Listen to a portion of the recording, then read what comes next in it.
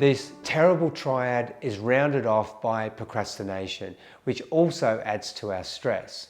In this section, we're going to learn how to master this little thief to save time on what you need to do so you have time for what you want to do without the guilt. Most people have periods where they ruminate and put off tasks that need to be done, mostly due to concern that they won't do them well enough.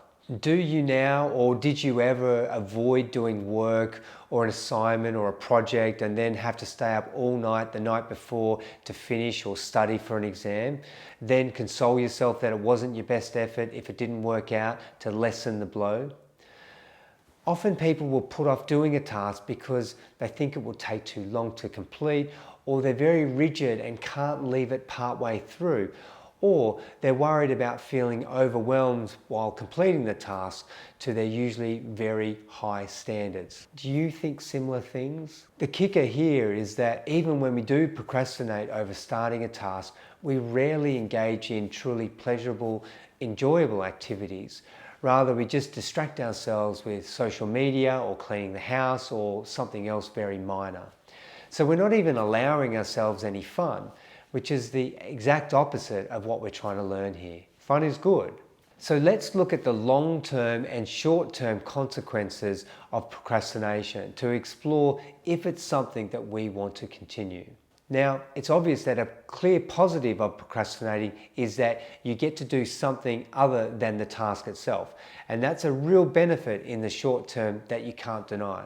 But we all know that this relief is short-lived, and the anxiety built up from the avoidance generally outweighs the relief and usually hits us hardest when the clock ticks over to critical time and we have to do that task right then, right there. And so then we're even more stressed when we attempt it. And are we likely to bring our best self to the task right then?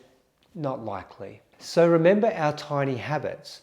To begin, we shouldn't be counting on that notoriously unreliable motivation to do our task. It's a trap, and don't fall for it. You'll actually gain motivation when you start to do something, not the other way around, so don't get confused here. So let's get systematic.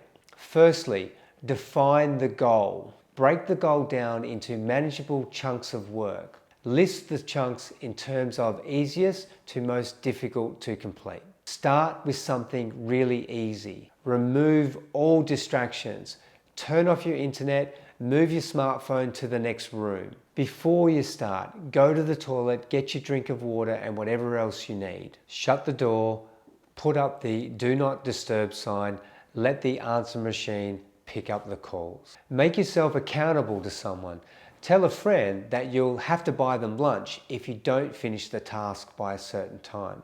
Again, from our tiny habits technique, spend the minimum meaningful time on the task. It could be 5 minutes, then reward yourself with something. A cup of tea, practicing on your guitar, your favorite song, a walk outside, or some other nice event.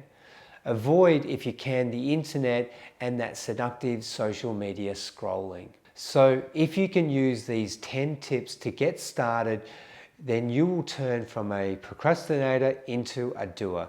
And that's going to improve the way that you feel about yourself and therefore make you more likely to continue and finish the task. Remember, positive emotion, more likely to continue.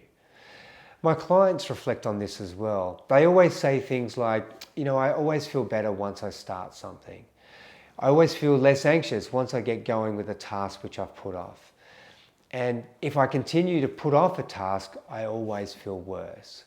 So start with 5 minutes and get the monkey off your back.